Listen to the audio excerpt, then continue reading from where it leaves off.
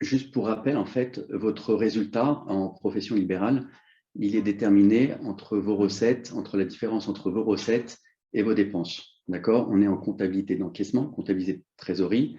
Donc, il n'y a pas de possibilité d'anticiper éventuellement un litige avec un tiers. On ne pourra constituer aucune provision. Donc, vraiment, votre résultat, il est constitué de vos recettes et de vos dépenses. Et ce résultat-là, donc, il est imposable dans une catégorie de revenus que sont les BIC ou les BNC. Maintenant, il faut savoir une chose, c'est que lorsque vous augmentez votre bénéfice, donc étant donné qu'on est à l'impôt sur le revenu et que l'impôt sur le revenu, on est sur des tranches, vous pouvez atteindre rapidement, en fonction de votre situation fiscale personnelle, vous pouvez atteindre rapidement la tranche la plus haute, donc qui est de 45%. Aussi bien d'un point de vue fiscal que d'un point de vue social.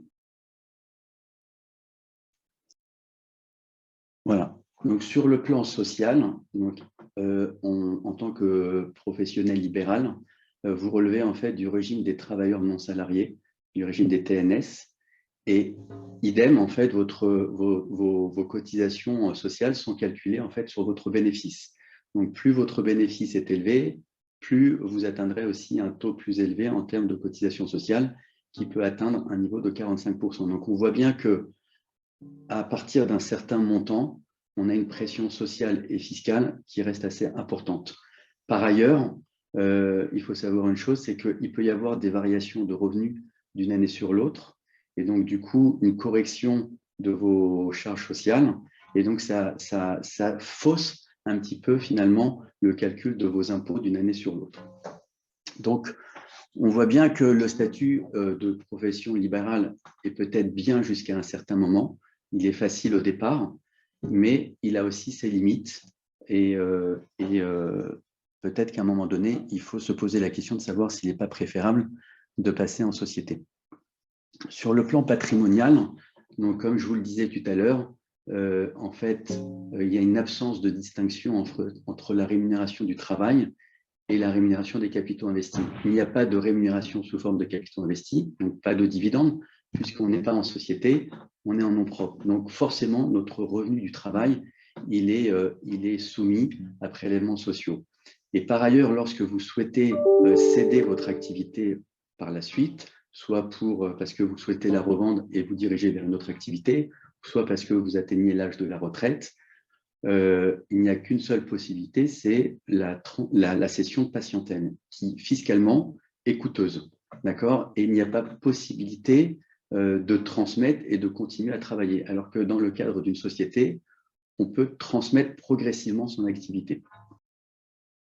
Voilà, en termes de fiscalité, quand on transmet en fait sa patientèle, donc on a une plus-value. Alors la plus-value, hein, je parle à cette date-là, hein, la date du 8 février, c'est une flat tax qui est de 30%, qui se décompose en 12,8% pour la plus-value, et le reste, c'est des prélèvements sociaux. Juste pour vous donner un ordre d'idée sur les prélèvements sociaux, donc c'est principalement la CSG.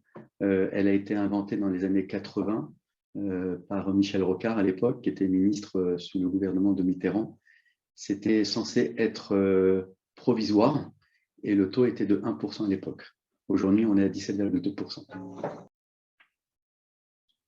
Voilà, en fait, donc on vient de terminer le chapitre sur l'exercice en profession libérale. Je ne dis pas que ce n'est pas un bon statut, mais en tout cas, il a ses limites. Et quand on est installé depuis un certain nombre d'années et qu'on a une régularité au niveau de ses revenus, je pense qu'il est parfois préférable de passer en société, parce que la société, elle vous permet d'abord, d'optimiser votre situation, puisqu'elle offre plusieurs possibilités en fait, de rémunération. On le verra soit sous forme de rémunération du travail, soit sous forme de distribution de dividendes. Et puis, elle permet surtout d'un point de vue juridique de sauvegarder ses deniers personnels. Donc, l'objectif de la société, en fait, c'est de bien distinguer son patrimoine professionnel de son patrimoine personnel. D'accord? On va voir que dans le cadre de la société, donc, comme je l'ai rappelé tout à l'heure, un bénéfice, il est constitué de recettes, c'est la différence entre les recettes et les dépenses. Dans le cas d'une profession libérale, c'était ce bénéfice-là qui était soumis à votre impôt sur le revenu en fonction de votre tranche d'imposition. Au niveau de l'impôt sur les sociétés, notre bénéfice, d'accord, il est imposable donc au taux de 15% jusqu'à 38 120 euros. Au-delà, c'est 25%. 25%, c'est les taux qui sont applicables au 1er janvier 2022. D'accord? Si on se réfère encore à l'exercice 2021, le taux était à 26,5. Et il y a une autre particularité, c'est que en fait, en société, on peut en fait se distribuer, en fait, une fois avoir payé votre impôt sur les sociétés, s'il reste du résultat, on peut se distribuer des dividendes. C'est un complément de rémunération. Et là, ce dividende est soumis à la flat tax également de 30%, ou bien on peut encore opter pour l'ancien régime, qui est d'avoir un abattement de 40% sur les dividendes et de verser les 17,2% de prélèvements sociaux, et le reste est imposable en fait en fonction de votre tranche d'imposition. Je ne sais pas si je vais trop vite dans mes explications. Est-ce qu'il y a des questions pour le moment ou pas? J'ai rien dans le chat. Pour poser vos questions, il faut juste activer votre micro. Alors. J'ai une question. Oui. Bonjour, c'est Hans Labach, Strasbourg. J'ai une question regardant les charges sociaux que vous décrivez là. Moi, j'ai un statut un peu particulier. Comme je suis employé en Suisse, j'aurai tous mes frais sociaux, ils sont payés en Suisse, oui, à l'OCAS. Je suis en BNC. Maintenant, si je changerais ça dans un statut d'une société, est-ce que maintenant, comme c'est plus moi-même comme personne qui est employé en Suisse, maintenant c'est la société, je devrais maintenant payer les charges sociales en France par la société, c'est ça? Normalement, oui. Votre société Okay. est domiciliée où? Elle est en Suisse ou elle est en France? Non, je suis employé de l'Université de Genève. Avec cette statut d'emploi, j'ai l'obligation de m'assurer pour tout ce qui est social en Suisse, et je sors de la sécurité sociale française. Maintenant, si je crée une société, j'ai bien compris, je retournerai dans la société sociale française. Alors, oui, mais après, vous n'êtes pas obligé, parce qu'on va l'aborder ce point-là par la suite, mais vous n'êtes pas obligé d'avoir un statut, en fait, de cotisant aux charges sociales. Vous pouvez après choisir un mode de rémunération uniquement après sous forme de dividende. Après, ça dépend de votre fiscalité personnelle. Si vous avez une fiscalité personnelle qui dépasse les 30%, il serait peut-être plus intéressant de vous rémunérer uniquement après par la suite sous forme de dividende et non pas forcément par des charges sociales à payer. Oui, on peut voir ça un peu dans le détail. Je n'ai pas tout compris, mais c'est pas grave. Je vous laisse avancer. C'est un peu spécifique. Vous pouvez, Agnès, elle pourra vous communiquer mes coordonnées et puis on pourra échanger. On rediscute, c'est bien. Très bien, merci. Je vous en prie. Pas d'autres questions pour le moment? Moi, j'ai une question. Je suis en CELARL et vous parlez des dividendes. Moi, je me verse souvent un salaire, mais je ne me verse pas de dividendes. Les dividendes, c'est quand on est à 10%, c'est ça Non, non. Alors, je vais aborder ce point-là. Donc, vous êtes en CELARL, donc on a la possibilité de se verser des dividendes, sauf qu'en CELARL, en plus de la flat tax des 30%, vous avez aussi des prélèvements sociaux. Des prélèvements sociaux sur la partie en fait, qui dépasse les 10% de votre montant du capital. Donc voilà, mais après, ça dépend de votre taux d'imposition, de votre taux d'imposition personnel, savoir si c'est intéressant ou pas de vous verser des dividendes. Je vais aborder ces points-là et si vous voulez, en fait, si vous avez des questions complémentaires, n'hésitez pas à intervenir. Alors, sur le plan juridique, le fait de passer en société, donc déjà la société a une personnalité morale propre, donc il y a une distinction, une séparation en fait entre le patrimoine privé et le patrimoine de la société. Et du coup, la société devient elle-même propriétaire de ses actifs, donc corporel et incorporel. Corporel, c'est tout son matériel. Incorporel, c'est si demain elle rachète une patientèle, donc c'est la société qui est propriétaire de cette patientèle. D'accord? Et du coup, on ne parle plus de responsabilité illimitée sur ses biens personnels, puisque la société, elle vient protéger juridiquement en fait les deniers personnels du dirigeant. Il faut savoir une chose, c'est que vous avez une profession libérale. Il est recommandé, mais je pense que vous le faites tous, d'avoir une RCP, une responsabilité civile professionnelle. Il faut savoir une chose, c'est que même si on est en fait, en société, on reste quand même responsable de ses actes professionnels. Alors, financièrement, ça peut être limité, mais sa responsabilité civile professionnelle, elle n'a pas de limite et on peut engager sa responsabilité aussi bien sur le plan civil que pénal. Alors, juste une parenthèse, la société, elle peut aussi être engagée elle peut être responsable pénalement aussi de ses actes. Alors, la société, alors il y a deux possibilités d'exercer en fait en société ou de passer plutôt en société. Donc, quand on a commencé son activité en profession libérale et qu'on souhaite passer en société, il y a plusieurs montages. Alors, je ne vais pas les aborder, on peut les citer rapidement, mais on peut se revendre sa patientèle à soi-même. D'accord? Donc, c'est une bonne opération. Pourquoi? Parce qu'on fait une opération de cash-out.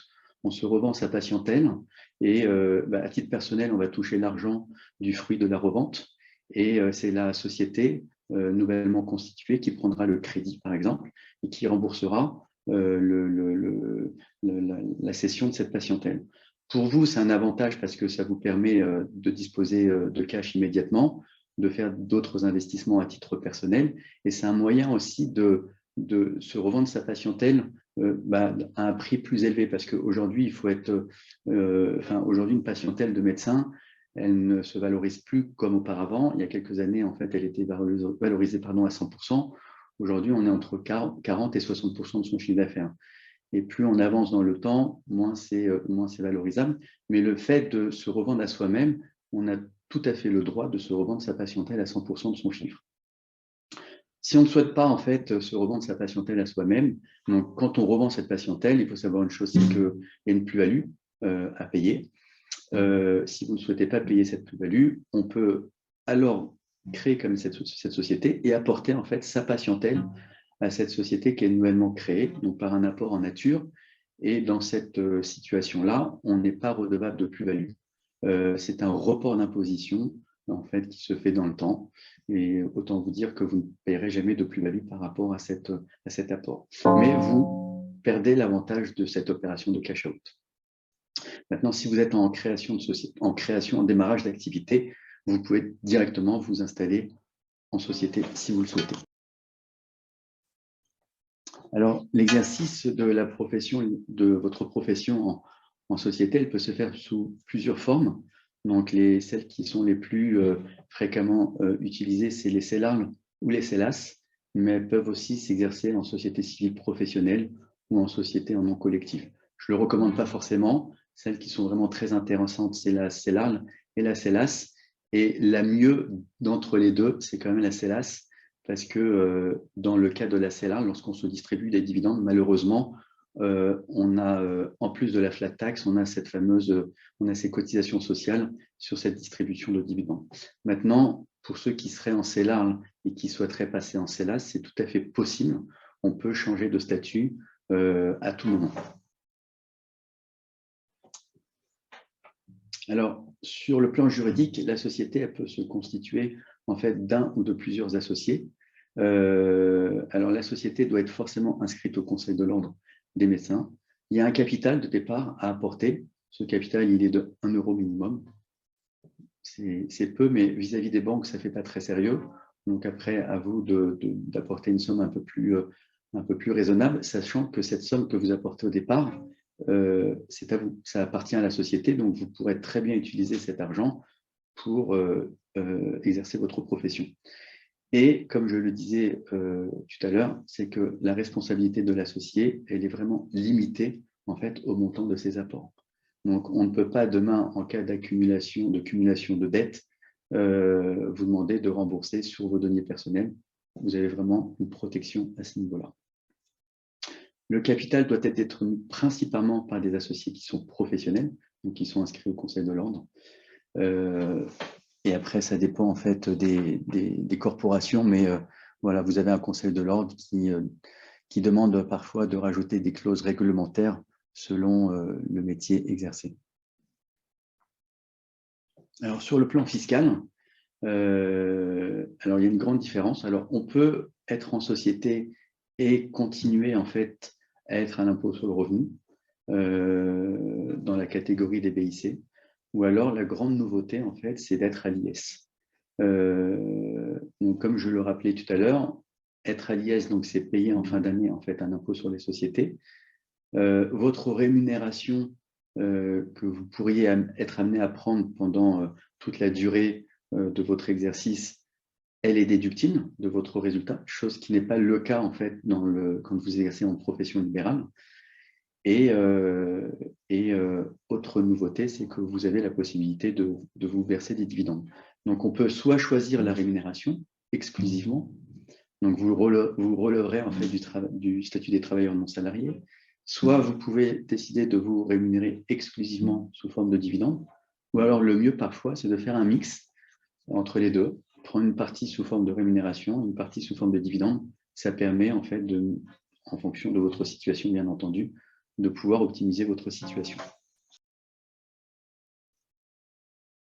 Donc, comme je le disais, en fait, le taux en fait, d'impôt sur les sociétés, il est de 15% dès lors qu'on remplit un certain nombre de critères, donc avoir un chiffre d'affaires inférieur à 10 millions, avoir un capital qui est détenu au moins à 75% par des personnes physiques, et le taux est de 25% au-delà des 38 120 € de bénéfices.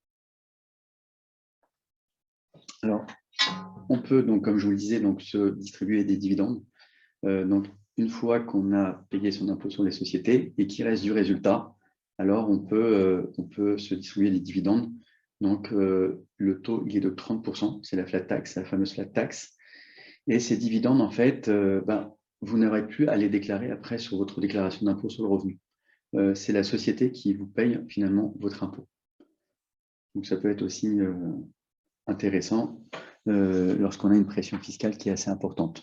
Les dividendes sont généralement appréciés dès lors qu'on a un taux d'imposition personnel qui dépasse les 30%. Au regard de la TVA, normalement, les médecins sont exonérés de TVA, tous les médecins, sauf pour ceux qui seraient amenés à réaliser des actes de médecine esthétique. D'accord ? Donc, dès lors que ce sont des actes qui ne sont pas remboursés par la Sécu, on est soumis à la TVA de 20%. Mais sinon, dans tous les autres cas, vous n'êtes pas soumis à TVA. Tout à l'heure, en fait, quand je vous parlais des professions en exercice libéral, au niveau de la cession de votre patientèle, de la transmission, en fait, vous n'avez pas d'autre choix que de payer une plus-value qui est de 30%. Lorsqu'on est en société, c'est différent. Parce que quand on détient ses parts de société depuis un certain nombre de temps, on peut bénéficier d'un abattement pour détention. Donc, après 2 années de détention, on a un abattement de 50%. Et après 8 années, c'est 65%. Après, on peut monter en fait en fonction des situations à 85% après 8 ans. Mais en fait, ce qu'il faut savoir, c'est que vous bénéficiez quand même d'un allègement quand on est en société de la plus-value quand vous décidez d'arrêter votre activité ou de la revendre tout simplement. Donc là, en fait, même pour ceux qui seraient amenés à partir à la retraite, on a un abattement qui est l'abattement proportionnel majoré en fonction de la détention en fait, de vos titres de société. Et on peut bénéficier aussi d'un abattement de 500 000 € dès lors que les titres n'ont pas été cédés en fait, dans les 5 années qui ont précédé la cession. Parce qu'en en fait, on peut être amené à faire des cessions partielles, faire rentrer de nouveaux associés au capital de sa société. Et donc là, on pourrait ne plus bénéficier en fait, de certains abattements. Sur le plan social, quand on est en CELAS ou CELASU, le président a un statut assimilé à celui d'un salarié. Donc, dès lors que vous prenez une rémunération, donc vous serez assimilé en fait à un salarié. Donc, vous avez une couverture sociale comme tous les salariés, sauf au niveau en fait de l'assurance chômage où vous n'avez vous ne bénéficiez pas de cette couverture, de cette protection. Mais en même temps, vous ne cotisez pas non plus. Donc, c'est normal que vous ne pouvez pas avoir cette protection. Quand on est en CELARL ou en CELERL, alors on relève de la catégorie des travailleurs non salariés, comme auparavant, lorsque vous exerciez en profession libérale, sauf que le calcul n'est plus le même. En fait, dans le cas de la profession libérale, le mode de calcul, c'est le suivant, c'est-à-dire qu'on prend votre bénéfice et sur ce bénéfice, on applique un pourcentage qui est entre 40 et 45% de charges sociales. Lorsqu'on est en société et qu'on est gérant de sa propre société, donc on ne paye les charges sociales que sur les revenus que vous avez réellement pris, d'accord, et non plus sur un bénéfice.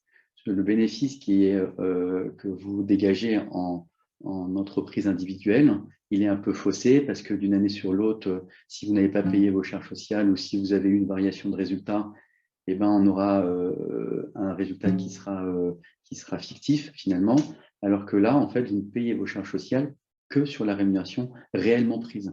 Donc, c'est une sacrée différence et le calcul est plus juste. Je reviens juste sur la slide d'avant. En fait, quand on est en CELARL, on a un statut de gérant majoritaire dès lors qu'on a plus de 50% des voix. Maintenant, si on est associé, on a par exemple 3 associés répartis à 1/3 chacun, personne n'est majoritaire, mais il peut y avoir une gérance collégiale. C'est-à-dire qu'il peut y avoir des cogérances et pouvoir bénéficier de ce régime des travailleurs non salariés.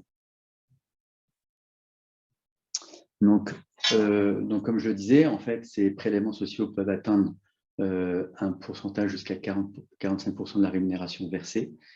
Et dans le cas de la CELARL, quand on se verse des dividendes, lorsque les dividendes dépassent les 10% du montant du capital, vous avez aussi des cotisations sur cette somme sur ces dividendes versés. La différence aussi, j'ai oublié de le souligner, entre les CELAS et les CELARL au niveau de la protection sociale. Au niveau des CELARL, vous avez une retraite de base qui est moins bonne que si vous aviez un statut de salarié dans la CELAS, mais vous avez la possibilité de vous constituer vous-même en fait votre couverture sociale de manière améliorée en ayant recours à des retraites complémentaires, des prévoyances complémentaires dans le cadre de la loi Madelin, qui sont parfois mieux, hein, parce que finalement, dans le cadre d'un statut de salarié, c'est une retraite par répartition. Donc, peut-être que dans quelques années, il n'y aura pas suffisamment de disponibilité pour distribuer ces sommes-là, alors que dans le cadre de la loi Madelin, en fait, vous cotisez pour vous-même. Donc, c'est parfois plus intéressant. Voilà, donc j'en ai fini avec le statut, le passage en société. Après, on peut aller un petit peu plus loin dans la réflexion. Lorsqu'on a une certaine maturité professionnelle, une certaine assise financière, on peut encore pousser en fait l'optimisation en créant une société de participation financière pour les professions libérales. Alors, c'est très à la mode en ce moment. C'est les fameuses holdings qui existent pour les sociétés commerciales. Eh ben, elles ont été réglementées elles sont réglementées depuis les années 90, mais elles se démocratisent de plus en plus depuis 5-6 ans. Et l'idée, en fait, c'est la suivante, c'est que cette société holding, elle vienne, alors pour ceux qui sont déjà en société, elle vient racheter en fait votre société. Donc là, on refait en fait une opération de cash out. Et du coup, en fait, ça vous permet de remonter des dividendes dans la société holding. Donc, tout votre disponible qui pouvait exister dans votre société d'exercice libéral, que ce soit de la trésorerie ou des cash flows à venir, vous pouvez les remonter en fait sur la holding sans fiscalité. D'accord? Donc, c'est quelque chose de très avantageux et ça vous permet, après, à travers la holding, de pouvoir réinvestir soit dans l'immobilier, soit dans d'autres cabinets médicaux, par exemple, et sans passer par la case impôt. Donc, c'est pas mal. Voilà, en fait, schématiquement, ça donne ça. On a la société financière de participation qui chapeaute, en fait, qui devient l'associé de la société d'exercice libéral. Et par ailleurs, pourquoi pas constituer, en fait, des sociétés civiles immobilières qui hébergeraient, en fait, de l'investissement locatif, vos murs de cabinet, par exemple.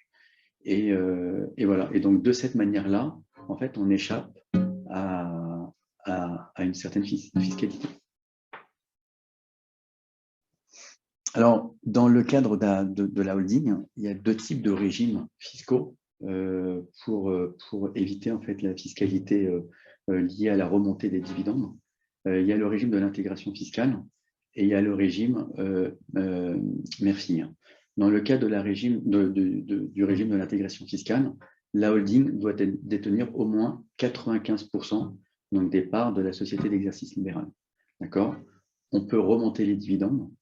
Je disais que sur cette remontée des dividendes, donc en général, il faut savoir une chose, c'est que quand on distribue des dividendes, donc on l'a évoqué tout à l'heure, il y a une flat tax de 30%. Dans ce cas-là, la fiscalité, en fait, elle est de 0,5%. Pourquoi? Comment ça se calcule? C'est qu'on prend en fait 1% du montant de l'IS à payer, qui est de 25%. Donc ça fait 0,25%, ce qui est très peu en fait en termes d'imposition. Les intérêts, en fait, alors si vous contractez un emprunt, l'idée c'est de contracter quand même un emprunt sur la société holding pour réaliser cette opération de cash out. L'emprunt que vous allez souscrire donc, sur la holding, vous allez pouvoir déduire vos intérêts d'emprunt. Donc là aussi, vous faites aussi une économie d'impôt grâce aux intérêts. C'est vrai que les intérêts sont très bas en ce moment, mais voilà, ça vous fait des charges supplémentaires qui vous permettent aussi de réduire l'impôt sur les sociétés. Et autre aussi particularité qui n'est pas des moindres, donc tout à l'heure on a vu que quand on était en personne physique et qu'on était actionnaire directement de sa société, en fonction de la durée de détention de ses parts sociales, on pouvait bénéficier d'abattements sur la plus-value, donc 50% après 2 ans, 65% après 5 ans, et après on était imposable en fonction de son barème au niveau de l'impôt sur le revenu. Dans le cadre d'une holding, eh ben, après 2 ans de détention de sa propre société d'exploitation, d'accord, la fiscalité est de 3%. Donc, on réduit considérablement, en fait, encore la succession par la suite. Donc, vous voyez qu'en profession libérale, on est à 30%. En société, donc, on est à 30% moins les abattements. Et là, on descend directement à 3% après 2 années de détention. Autre type de régime, en fait, dans le cadre de la holding, c'est le régime de la société mère-fille. Donc là, on n'est pas obligé de détenir 95% des sociétés de la société d'exercice libéral. Au moins 5%, ça suffirait pour pouvoir bénéficier de ce régime. Et donc là, la quote-part en fait, d'imposition, elle n'est plus de 0,25%, mais elle est de 1,25%. Mais le reste inchangé au niveau de la cession en fait, de ses parts sociales de sa société d'exercice libéral. La fiscalité, après 2 ans de détention, si on revend, on reste à 3% d'imposition. Donc là, en fait, voilà, c'est un tableau de synthèse entre les avantages et les inconvénients en fait, de l'exercice individuel versus société. Donc, rapidement, en fait, on a vu qu'en société, juridiquement, on est quand même protégé de dettes qui pourraient s'accumuler, voilà, on a une responsabilité qui est quand même limitée à nos apports. Ça, c'est un avantage qui n'est pas négligeable. Et au niveau de la fiscalité aussi, la fiscalité en société, elle vous permet d'être acteur, en fait, finalement, de votre situation, puisque en fonction de l'évolution de votre situation, parce qu'elle est amenée à évoluer, eh ben, vous pouvez faire le choix soit d'une rémunération sous forme de salaire, soit sous forme de dividende, soit un mix des deux. Voilà, chose qu'on ne peut absolument pas faire en entreprise individuelle, puisqu'on subit la fiscalité de trésorerie, recettes-dépenses, voilà, il n'y a aucune optimisation possible et on est taxé sur le résultat, aussi bien d'un point de vue social que d'un point de vue fiscal. Voilà, en conclusion, moi je dirais en fait qu'on peut naître en BNC. Donc pour démarrer, je pense que c'est un statut qui est quand même assez simple et puis ça nous permet de voir aussi l'évolution de notre progression d'un point de vue financier. On grandit en CELAL ou en CELAS. Moi, je préconiserais plutôt la CELAS. Et puis après, on se retire tranquillement sous forme de société de participation financière. Et voilà, de cette manière, je pense que vous aurez optimisé, en tout cas de la manière la plus judicieuse possible, votre situation.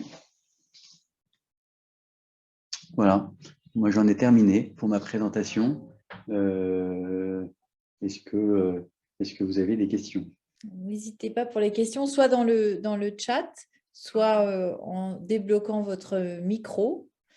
Moi, j'ai reçu une question, Stéphane. À quel moment on peut changer de statut? Alors, en fait, moi, je pense que dès qu'on a une pression fiscale et sociale qui devient importante, il faut vite basculer en société.